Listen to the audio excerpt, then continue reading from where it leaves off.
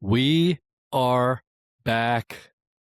Revinyl, another episode, another week. We missed last week. I was in Vegas, just couldn't make it work. Man, I really thought about dialing in on my phone with my earpods and doing it. I knew the sound quality would be compromised, but I wanted to keep up with our not missing a week, but I just couldn't make it work. And the time difference there, that was probably the biggest thing. If I would have been in the same time zone as you, I Yeah. think we could have made it work. But by the time I'd get back from my meetings, it was already 8 or 9 o'clock, 10 o'clock your time. So we just couldn't make it work. But we're back. We are back, truly. Finally. Jeez, it's been Yes. forever. Craig, yeah, it's good to see you, man. All right. Yeah, man. We're in 2026 now. You and I were texting about this earlier. I threw out the idea because I'm so excited about a new artist that I said, hey, let's do just a quick new year, new discovery. I can already see it on the marquee for our podcast title this week. New year, new discoveries. I mean, it is just waiting for us. I know you have one. I'll talk about mine in a minute. Why don't you talk a little bit about here we are, 2026, new year, new discovery. What you got, Craig? Yeah, so I decided there's several things that I have been curious about. There's a ton of discoveries that came from. I watched a top 25 albums from this guy Josh. He runs a JHS. He runs JHS pedals, guitar pedals. He's remarkable. Man, I mean, this guy was just throwing out banger after. I'm seriously. After I heard his top 25, I was like, man, I feel like my list might be a little inferior, because it was just all so good and it was all so new to me. But it was all stuff that I just genuinely loved. But I decided I'm gonna go with the artist that made my number one album of last year. It's his second album. I discovered him actually in 2020 with an album called Soft Power, and that is a guy by the name of Gaspard Eden. Nobody knows this guy. I mean, he's on Coyote Records. I think the only way to purchase his music, you can stream everything. He's on all the streaming platforms. Um, but I think the only way you can buy anything is through Bandcamp. And so I like to buy stuff. I like to buy the albums. When you buy physical product there, you get a copy of the download. So if you go to Bandcamp, you can stream it there for free. And I don't know if he has any kind of paywall on his to where you can stream it for free anyway. This album has been out, like I said, since 2020. I think there are 25 people that have bought it or have supported it. It's just astounding. And his latest album, um, it's what is it? Crooked Lines? Yeah, I'm looking at it right now. Crooked Lines. Yeah, because there's two. Jen's Kuros put out another Crooked album too. Crooked Lines. This made my number 3 album of the year in 2020, and his Crooked Lines made my number 1. It was instantaneous. Before that, it was a band called Rose City Band. I love them. Soli Sombra is all their albums are great, but I think it's their best album. I mean, and that came out early in the year, and it maintained at number 1 all year. And literally within the last 2 weeks, I hear this Gaspard Eden album. I'm like, holy crap! Immediately, done. He just got, Rose City Band got superseded. So what can I say about this guy? I think he would appeal to fans, definitely fans of Elliott Smith. If you're a fan of Nick Drake, if you're a fan of Bon Iver, this guy just has it. He just has it. He can get very orchestral, very Beatle-esque, hence the Elliott Smith aspect of thing. Elliott was very much influenced by, Paul McCartney, John Lennon. You could hear it, especially as his music evolved. This music it's not overly acoustic. He puts a lot into his music. He really does. It's just beautiful. It's absolutely beautiful. He has a really nice hushed tone, hushed vocals. I just love this guy, and I don't hear anything about him. I've not seen a single review. I just happened to see it. I think maybe it came up as a featured when Soft Power was released. Maybe it came as a recommended on Bandcamp. I don't know how I originally found it, but I have yet to read a review on it. It is Soft Power is remarkable.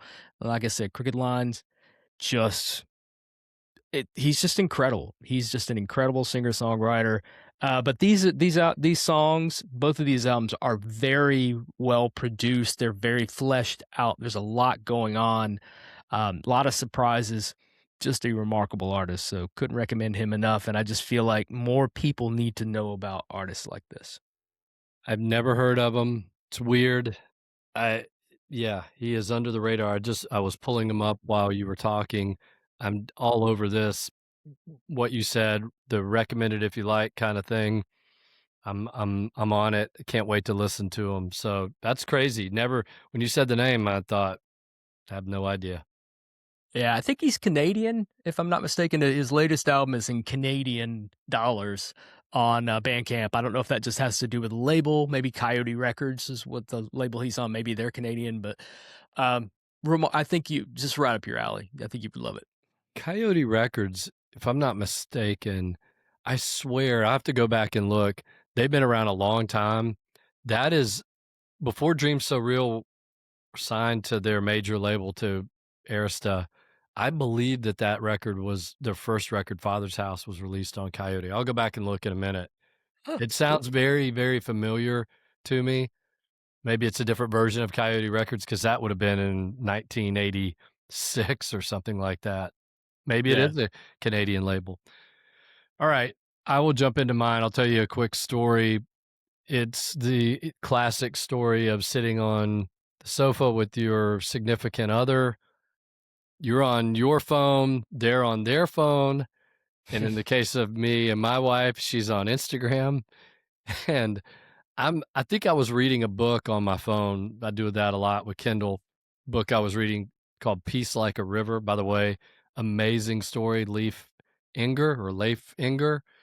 It was written over 20 years ago, released over 20 years ago.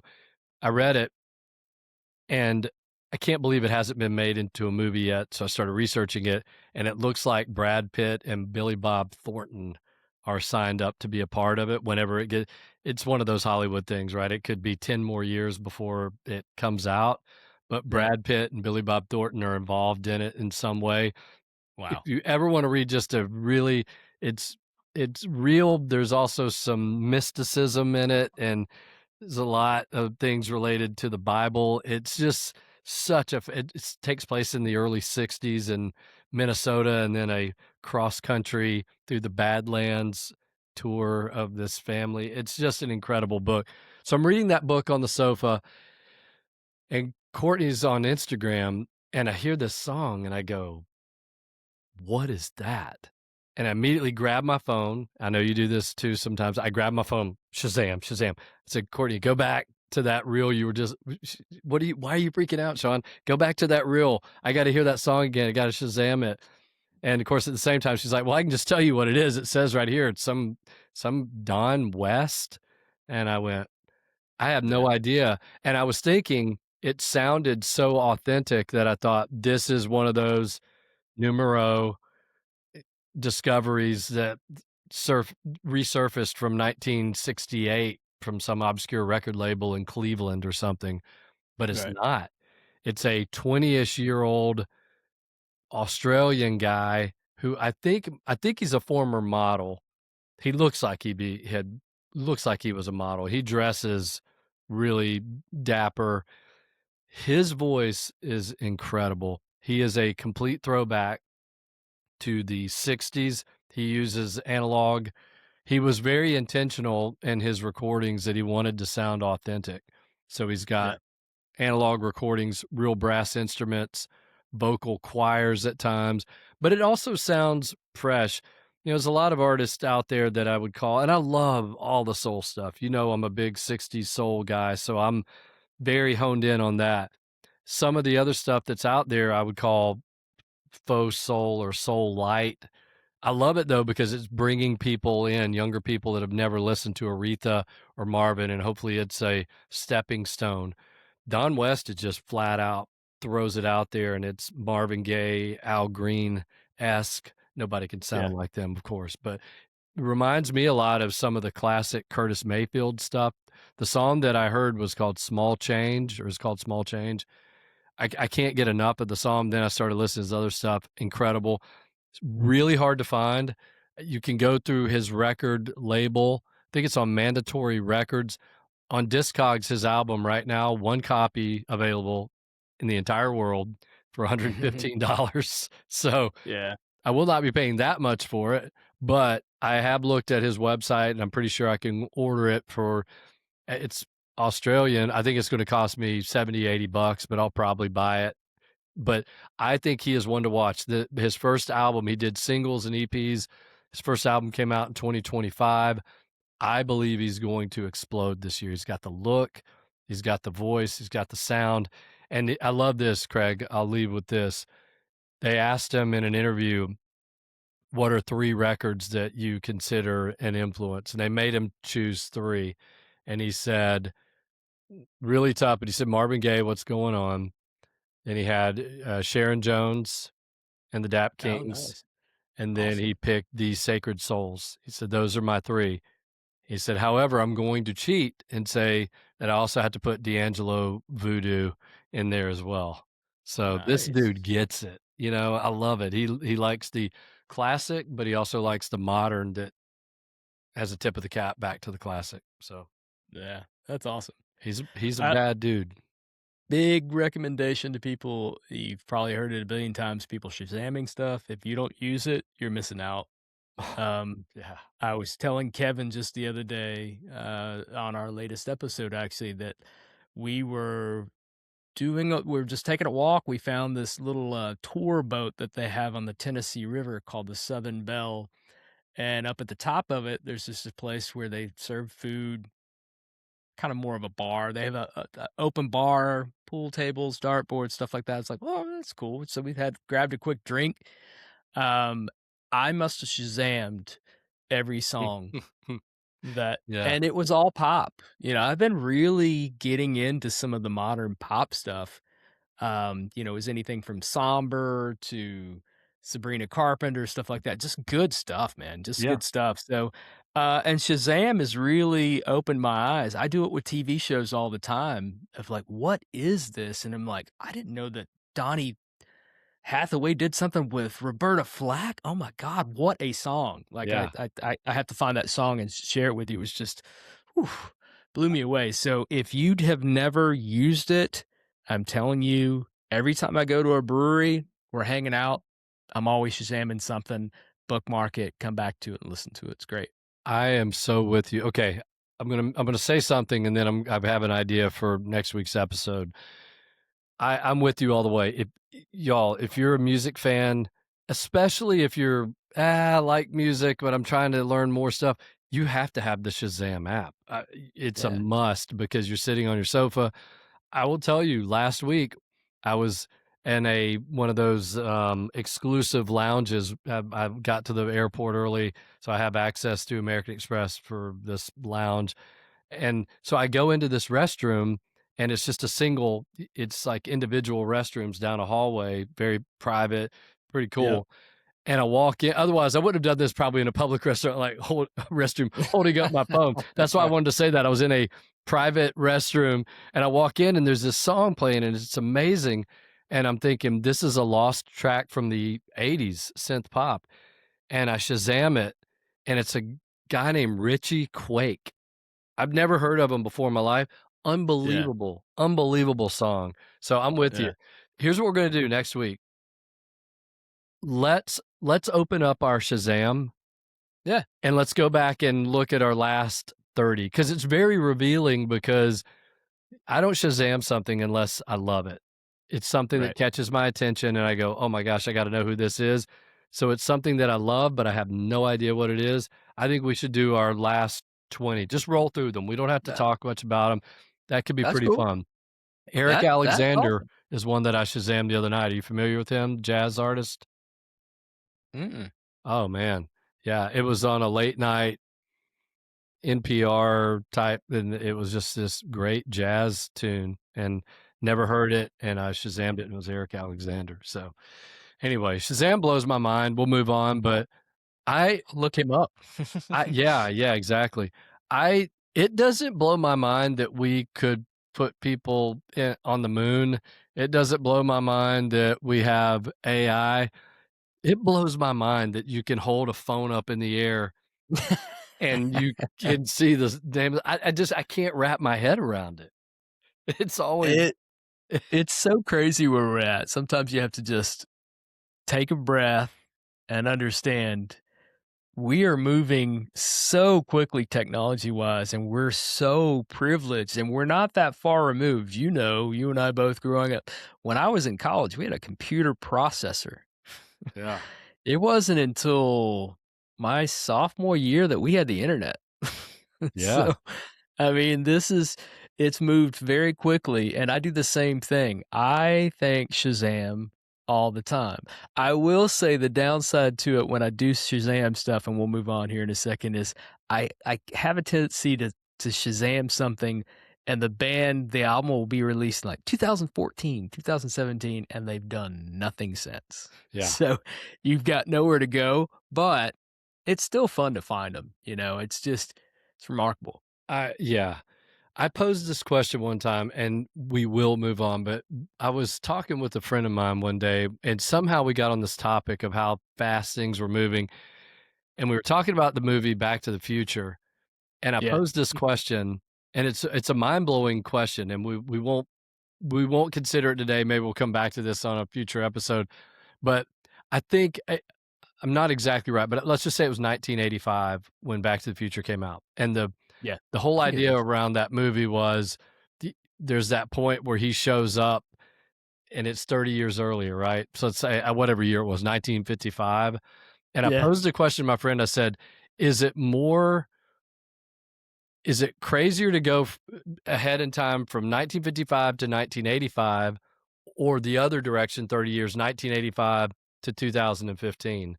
And to me, I Ooh. said 85 to 2015 by far.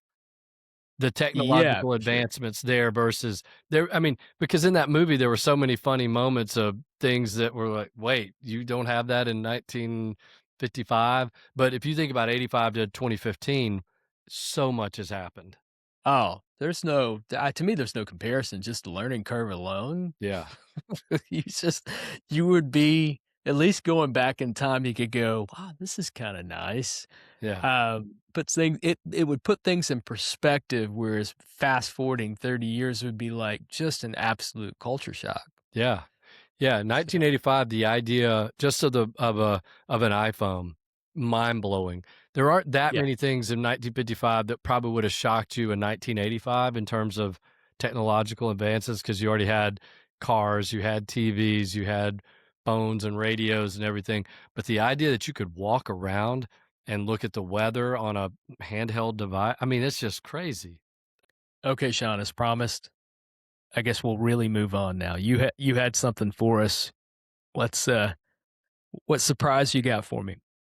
Well, I got just a couple of things. I went to the bookstore the other day and really had just, I love doing this end of year, beginning of the year, look at the top, the Mojo and Uncut, and I love seeing what their top albums are for 2025. Even if I don't agree with them, it's just fascinating to me to dig in and see what they have. Yeah, me So, too. yeah, I haven't seen Mojo's either, so this is new to me. yeah, I'll go through I'll do the top 10. Some of these I honestly didn't even know the names of. Okay, Okay. number 10 for them is the band Wet Leg Moisturizer. Yep, They're gaining a yep. lot of traction since that last album. Number 9 is Adrian Sherwood, The Collapse of Everything. I don't know that one. I don't either. Number 8, The Tubs, Tubs, Yep. Cotton Crown. Number Good album. 7, yeah. I had their first album. I've got both those albums. You would like the Tubs. Okay. Yep. All right, I'll check them out. Number 7, old name that we know very well, Robert Forster, his album Oh, yeah. Strawberries. Yep. Number 6, another oldie but goodie, Stereolab, Instant Holograms on Metal Film. Their album titles crack me up. I know, right? Number 5, Annie and the Caldwells. Can't Lose? I haven't heard that album, but Or it got a little last minute buzz there. I can't remember when it was released, but it's on a couple people's list. it says it's actually called Can't Lose My parentheses Soul. I guess it has sort of a gospel soul crossover. Okay, I need to go check that out. Number 4, Big Thief. Critics love Big Thief. They I'm do. still trying. Double Yeah. Infinity. Number Mm. 3, a band called CMAT, CMAT. Album I is think that is that a super group? I Does it say can't really anything about see if it's a super group, but this album is called Euro Country. And then number 2 and number 1 are fascinating because they are classic Brit pop. Number 2 is Suede, Antidepressants. And then what's the other one? Pulp? Yep, Yeah. Pulp Those Mood. 2 those 2 both got high. The Pulp album's really good. It's really good. I haven't heard that Suede album. I haven't heard of, any of the new. They keep going, but Yeah. I haven't heard any of their newer albums. One reason to pick up this copy of Mojo, in addition to having all the stuff in there, best reissues, all of that stuff, cover story is on the Smiths, and it is the Smiths' The Untold Story. So it's pretty cool, and you get the free CD of the top songs of 2025 as well. I also Cool. bought issue number 97 of The Big Takeover. Can you believe it? In Wow. a year and a half, we're going to have the 100th issue, and I hope Jack blows it out of the water with some massive 100th issue thing that's going to be just awesome. Like the greatest. He's got such a great reputation. I imagine a lot of the artists that he's interviewed and stayed in touch with, he was in a band, so Yeah. he's been in the industry for a while. Hopefully they'll have I think it'd be really cool if they did like even just a small little local festival. Oh gosh, wouldn't that be cool? Some of the bands that he's helped bring to the forefront. We should start petitioning for that, by the way. That's a really great idea. Absolutely. Maybe we could petition for it, and then we could be a podcast guest off to the side in on Absolutely. a small stage where 4 people would show up while they're watching Teenage Fan Club or something. We would be going, "Wait, Hey, we don't want to do this podcast. We want to go watch the band hey, play." we'll at least have 8. Yeah. Yeah. Yeah. We could get family there for sure. Right. Yeah. So Nico Case is on the cover this month, and a Nice. couple of cool. There's some artists here. The New Model Army is featured in this month's magazine, which I know. He loves them. That's another reason why I'm a huge Jackrabbit fan because I love Yep. them too. Fruit Bats, and then there's some Oh, bands here that I'm not familiar with. Sugar for the Pill, no, Royal Blunder. I have heard of that, but I know nothing about them. don't Nelson know. I don't Bragg. think. I do know Nelson Bragg. He's a power pop sort of artist. And Tortoise, Too Much Joy, some good Yeah. stuff in here. So I gotta go plow through this and see what's out there. All right. Do you want to do 5 uncuts? Let's see. We got a little bit of time here. Yeah. Let's see what we can get through. If we can get through 10, we'll get through 10. Okay. Let Let's do me it. pull this up real quick and You pull see that what we up, can come. and while you do, I will remind everyone who maybe they're new, haven't heard any of these episodes, but way, way back when we started this, almost incredibly 2 years ago, Craig had this crazy idea when I bought this magazine called Uncut, the 500 greatest albums of the 90s. And we were joking because that's our wheelhouse, and surely we would know every record in there. And we don't. And in fact, when Craig calls out the random numbers, there's some stuff here that we've never even heard of before, but it's been really fun to go through. We will go through it. He'll call out numbers that he hasn't called out yet. He keeps a list because he's very organized. Thank you, Craig. We'll go through and he'll call out the number. I'll frantically search through to get to that number. And then if we don't know it, it's next, or we'll talk about it. So All right. You ready? I'm ready. 230.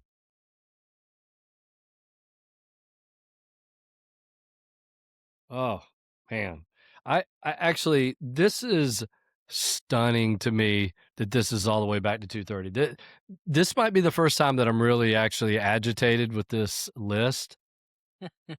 I mean, seriously, Siamese Dream is 230. Give me a break. Wow. That's I think that maybe is because of what became the popularity that spurred from it. Because I mean, if you think about that, that album was huge. I would think that's at least top 100, at least, if not top 50. dude, I'm in disbelief. That's one of my favorite records of the '90s. No one cares, but that would be in my top. That would make my top 25 I for the think so '90s. too. I think so too. I mean, huge Gish guy, but look, Siamese Dream was a massive step sonically, songwriting. I just, I just love the fact that I clamped on to Gish, and I go back to it a little bit more often, even though I do think that Siamese Dream is probably a better album. So, uh, yeah, I'm kind of floored by that too. But you know, this list has so many surprises. It doesn't surprise me. Uh, Yeah. but I'm a little. I think this is almost them being a little too eclectic. Let's just say that. Yeah, I agree. All right, 149.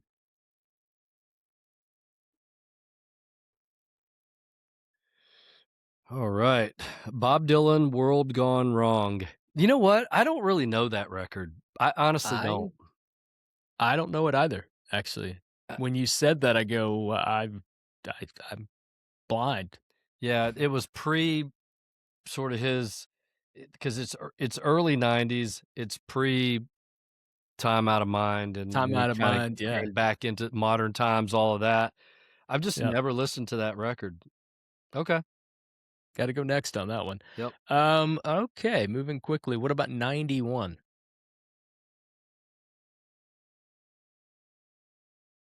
Well, this is gonna be a next for me only because I'm just not a big fan. Sonic Youth, Dirty. I do love that album. I do really like. I say I love that album. I love portions of that album. I am not a huge Sonic Youth fan. I want to be. Not nearly like, you know, they get lumped together. It's funny because we saw a Jeopardy question the other day and it said Kim Gordon. Of course, I was thinking of Kim Deal. So I said Pixies. I was so mad. And she, as she was about to say it, I go, no, no, no, Sonic Youth. I just, I said, Becca's like, way to pull that one out. And I said, it's Kim Deal, Kim Gordon, Yeah, far more of a Pixies fan than I'll ever be a Sonic Youth fan. But absolutely. I respect the heck out of what they did because they were innovative, just like My Bloody Valentine. Yeah. Wasn't a huge fan, but I love what they did, and they've triggered so many of my favorite artists. They inspired so many of my favorite artists. Yeah, So Sonic Youth is the '90s version of Frank Zappa, and I don't mean that the way they sound, but there are people that think Sonic Youth are the kings of rock and roll, or indie rock, right? absolutely, yeah. And the same with if you talk to people that especially people that grew up in the '70s, there are people out there that think Frank Zappa is the king, Yeah. and they're just 2 elusive artists for me that I've never been able to just fully wrap my head around. Okay, I'm ready. 59.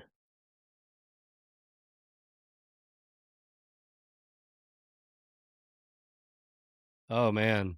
This one, you're gonna know way better than me. I know you love this album, The Low End Theory, A Tribe Called Quest. Oh, man. That's right in your Seriously? wheelhouse, dude. Oh my gosh. I literally have that because I realized I didn't have a lot of this stuff. So I have a new um my old hard drive died. My hard drive has always been connected to my Apple Music. I don't add stuff unless I own it, Yeah. typically. Um, but I haven't had it for a while, and I realized that a lot of the stuff that I used to have wouldn't play, so I had to add it again. My dude, I'm telling you, I love this style of hip hop. I don't know if you call it conscious rap or I just love this style so much. You know, go back to De La Soul. I just listened to Third Base the other day. I just love this style, and to me, when you start talking about this style of music, I mean, it starts with Tribe Called Quest. For a lot of people, it starts with Tribe Called Quest because they all meandered, they all collaborated together, they all were in the studio together. They were so inventive. If you listen to some of the sampling that they did and how they incorporated just bits, small little bits. One of the guys was like, we called it, I think Wyclef Jean was like, we call it digging in the crates. Yeah. And he goes, it was us constantly trying to find that one inspiration that would either start the track, finish the track, or segue the track. Mhm. And I just, when you listen to it and you realize, like, they still are trying to figure out how many samples are in Paul's Boutique. Yeah. They say it's upwards of 400 samples that were Wow. used on. It's insane. Uh, all those bands are doing it. Tribe, they were all doing it, and they did it brilliantly. I tell you, people look at sampling differently. If you really listen to this, it's remarkable. I love this band, and I'm glad it's that low. Yeah. Absolutely glad it's that low.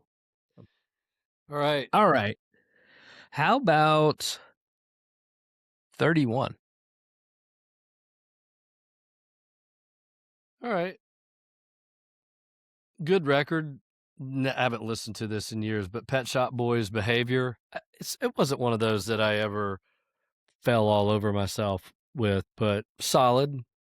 I still haven't. I wouldn't go 31 for sure. But I will say, of all people, our metal loving friend Kevin Yeah. got me into Pet Shop Boys. Yeah. We've always said, I think you and I have said, West End Girls is phenomenal. Phenomenal. I could hear that song once a day for the rest of my life and be a happy man. I mean, it's just a great song. It's so But I never cool. really, I never really clamped onto their sound. It was something I definitely wasn't into it when it came out. Not like I was like Depeche Mode and stuff. Um, but I've gone back because he shared albums that he was listening to, and I'm like, man, you really like these guys. And he goes, I don't know what it is. I've always just, I dig them. And so it made me listen to, and I think this is probably their best album. Yeah, I'm really surprised that that is in his wheelhouse. The one album I used to listen to quite a bit, I think I'm looking it up right now. I think it was called Very. Yeah. Yeah, yeah, yeah. I Yep, like yep. that. I thought that was a really good record. I used to Right. listen to that. I don't know why that one. I love that album cover. I had like the special edition. It was a rubber The cover and it had these little dots. It was almost like a Lego. Lego. Yeah. Yeah, yeah, Yeah, it yeah. was pretty cool. I've seen the one that was orange that's Yeah. plastic. Yeah, yeah, yeah. Yeah, I That's had the cool. rubber version of that. It was pretty cool. That's Okay. cool. All right. What you got? Um, let's go with, I'm gonna have you spin it a little bit, 179. Okay, this is the 6th one, I believe. Yep. Oh, man. Well, we're both gonna agree this is a absolutely. I'm actually surprised in a UK magazine that this didn't make the top 100. I'm really shocked once again. Supergrass In It for the Money. How in the Yeah. world is that We've 179? we've raved about that. I wish I could compare. I think maybe the Brits might have the Aisha the debut, Yeah, further down. I disagree. I think Ashikoko is amazing. It's definitely more energetic. It doesn't definitely. get much more energetic than Ashikoko, but In It for the Money is my bar none my favorite Britpop album ever. I I agree with you. We did a couple years ago when we did that Britpop 101 Yep, episode on Number One Fan Club. I feel like both of us pretty much said, "Yeah, it's probably about the best Britpop album ever." It's brilliant. almost perfect. It's such a Yep. great album. I was Cheapskate. so happy when they reissued that on vinyl. Oh, Telling you, I could man. not be happier. Yeah. For anyone out there who, if you don't know the band Supergrass, you know that one song. What is it? Feeling all right, all right, or whatever. Yeah. It's a They play great it on song. commercials all the time. Yeah. Yeah, it's such a great, great song. It's such a happy song. It's not on this record. This record, In It No. for the Money, is it's like the Beatles and ELO and all these great artists, and then Oh, Britpop infused in the middle of it, and it's yep. just an absolutely, if it's not perfect, I don't know, it's very close. All right, I love Yeah. it. But it should have Awesome. been 52 or something. Yeah, for sure. For me, I would probably put that top. I would definitely put that top 10, but that's okay. I Yeah, get it. top Once again, top I'm 15 for shocked. me. Yeah. Um, we'll do 211. 211. Okay. Well, I got to really dig in here. Um, okay. The band is called Seafeel. Yep. Seefeel. It's Seafeel. like Obique, or I don't know how you pronounce that, but Actually, it's Quique. Kike. yeah. Kike. Maybe that's it. All right. I Never heard. tried so hard. I had, a record store I used to go to gave me a promo poster of that. I just thought the album cover's really cool. It looked shoegazy, which they kind of say. It says, was it post rock, indie-tronica, or shoegaze? Did it matter? On KQ, Seafield melted their guitars into pools of hazy tone, while Sarah Peacock's siren song voice sighed weightlessly over tracks that had no taggable beginnings or endings, music that's constantly becoming. Okay, I'll give that a shot. I'm gonna give it a shot again too, because I feel like that's kind of one of those things, once you get it, you get it. Kinda like, you know, Spirit of Eden, Yeah. and when you start talking about Talk, once you get it, you absolutely sink your teeth into it. Yep. By the way, I listened to that self-titled album, his album. Holy crap, it's good. Oh yeah. Highly recommended. Yeah. Anyway, I'll go back and check that out. All right, And what you're referring about to the Mark Hollis record, just Mark for the Hollis record? yeah, Yeah, it's just called Mark Hollis. yeah, Is phenomenal. genius. 142. All right. As everyone can hear me pulling the pages apart to quickly get to it. 142. Here we go. Yep, this is the next for me. Left field leftism. Next. We'll Next. move All quickly. right, two more. 93. Okay, I'm just gonna say it. There's no way we don't know 93. Oh yeah, here we go. This is a really, really, really good album, and I really need to go back and listen to it, and I really need to listen to it on warm vinyl, because back in the Yep. day, I listened to it, and that's The Miseducation of Lauryn Hill. Oh, There's so some good. really good songs on that. The sound, that neo soul, really, Yeah. she pulled it all together. Surprising. She was ahead of her time for Yeah. sure. Absolutely. I mean, look what they were doing with the Fugees. I talked about Wyclef. Yep. You know, what they were doing with the Fugees was great. That album is remarkable. I love they have what's called skits in a lot of hip hop albums that are in Yeah. between tracks. I love her skits because the entire time, if I'm not mistaken, it's a teacher talking to students, and it just plays so well. You would love that album. Seriously, go because when I listened to it the other day, I was doing yard work. Um, I was so happy. Yeah. I was just like, it was like I have probably hadn't listened to that album from start to finish in 10, 15 years. It's great. I do know that album. I listened to it a lot back in the day. That one and Erica Badu. I was into the whole neo Uh, soul thing at the time, and Baduizm so is great. both of those, Lauryn Hill and Erica Badu, were both. Erica Badu lost me later, but the first two albums, the first one and then Mama's Mama's Gun Gun is is great. awesome. Yeah, Excellent. Yeah, both those albums are great. I'd be surprised if we didn't see those on this list too. yeah. All right, gonna have you spin a little bit. We're gonna go down to 35. All right. And Wow. we'll cap things off with that. Good way to cap it off. In Utero, Nirvana. Nice. Highly underrated album because I I gotta say, I mean, look, never mind for a sophomore album. Bleach is what it is. It's kind of like a good grungy punk record, yeah, and then Nevermind comes out, and I don't know what he's thinking. 'Cause he almost he put himself in a hole because he didn't want popularity. But how could you not be popular after this right. release? Nevermind is perfect. I Yeah. mean, it really is, and it has aged very well out of Yep. all the grunge. But I loved In Utero because I was like, this is so different. Like, it is so much heavier. Serve the Servants right off the bat. It's kind of a little disjointed. The guitars are a lot more abrasive, and then you start getting into God, what's the With a heart-shaped box or well, not Tourette's, but I'm trying oh to think yeah, of the second song. I love the drums. I mean, this is Steve Albini's.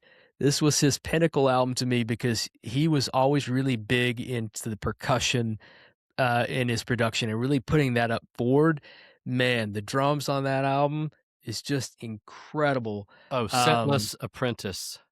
yeah, Senseless Apprentice. That song is I remember watching one of the last episodes of Lost, and one of the guys was Noah Wiley's in a Jeep and he's listening to that song, and I go, Yeah, "This is perfect." It's yeah. just perfect for that scene because he's at this point lost and he's angry. He wants answers, and I was like, "That's probably what I'd be listening to as well." It's so good. So Pennyroyal I'll have to go back. Tea, and it ends Penny with All Royalty is Apologies. great. What a way to end that particular record with a song like All Apologies. Yeah. I mean, and even when they're poppy, they're abrasive. Yeah, "Rape Me" is a beautiful song, but the theme itself is great. just brutal. Yeah, It's I a great album. when I hear that song, you know what I think of is I think of where Courtney Love took the band Hole and the album Live Through This. I Yep, feel like that album is a continuation that song and that sound and that aggression in the song right. Rape Me, that was kind of where she took the Live Through This record to me. Yeah. Cool. Well, that's a pretty good list, man. We made it through another 10. How many more do we have? Are we down to about 40? I think we are down to 40. We never thought we would finish, and here we are. We will by spring, we will have wrapped up our Uncut review. We'll have to find something else to go tackle. Believe it or not, we're down to 20 after this. Ooh, wow. Okay. We've gone through quick, so, All right. yeah, we're gonna have to find another resource Yeah. stash. I've got a few around here. So You think? yeah, just a few. But this will be fun. I think the next 2 episodes, we should go ahead and knock it out. I would really love next week to do our Shazam. Just Oh, go for down the sure. list and just unfiltered. And if it's embarrassing that, oh, I picked whatever song, it is what it is. Just go down the list and see what it is. That'll Absolutely. be a lot of I'm fun. down. Okay. All right, Craig, another fun, awesome episode. Yep. Thank you, everyone, for checking in with Revinyl, and we will be back next week.